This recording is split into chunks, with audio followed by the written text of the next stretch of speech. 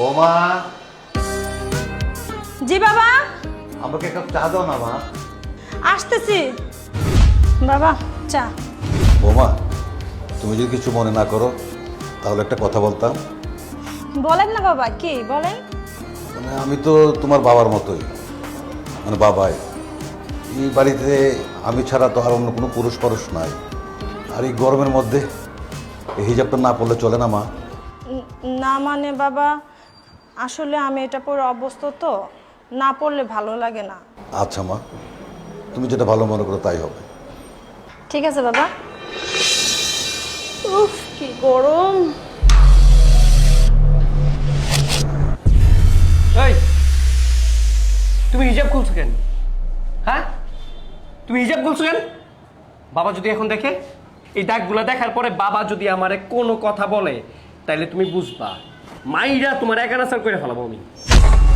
রাত্রেবেলা কি হিসাব করে থাকা যায়? রাত্রেবেলা কি বাবা ঘরে আসবে?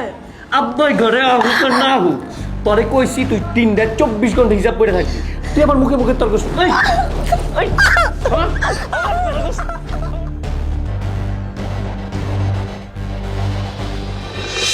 কিরে, সারাদিনে কি মোবাইলে টিপস নাকি পড়াশোনা কিছু করস?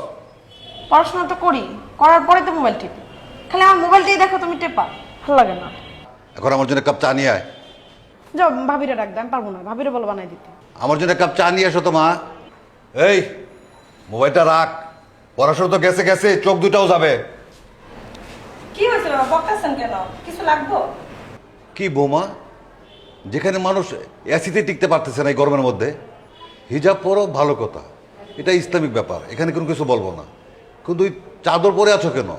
না মানে আসলে বাবা একটু জ্বর জ্বর লাগতেছে তো, সেজন্য চাদরটা গায়ে দিছি।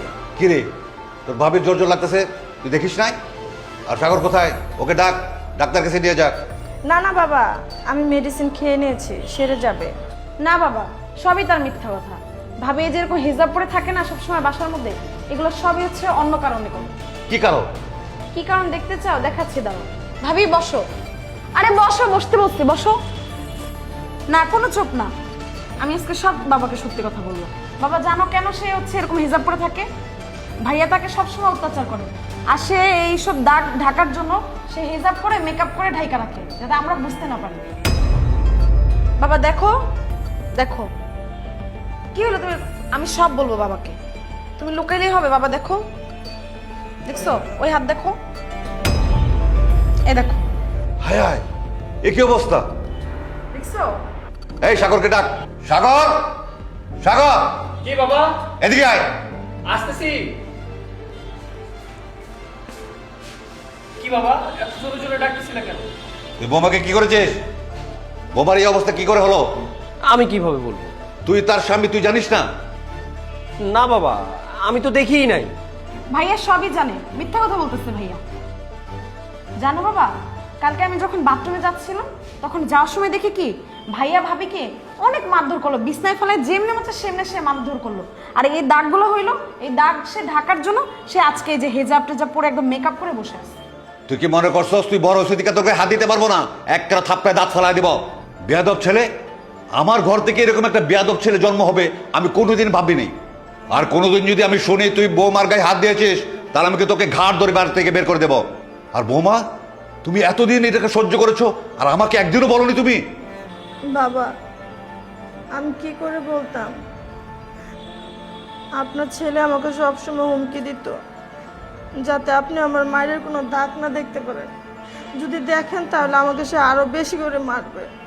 এই মুহূর্তে তুই এখান থেকে চলে যা, আর যদি কোনোদিন এরকম করিস তাহলে তোকে আমি ঘাট ধরে বাড়ি থেকে বের করে দেব। যা। একদম ঠিক করছে বাবা, ভালো হয়েছে,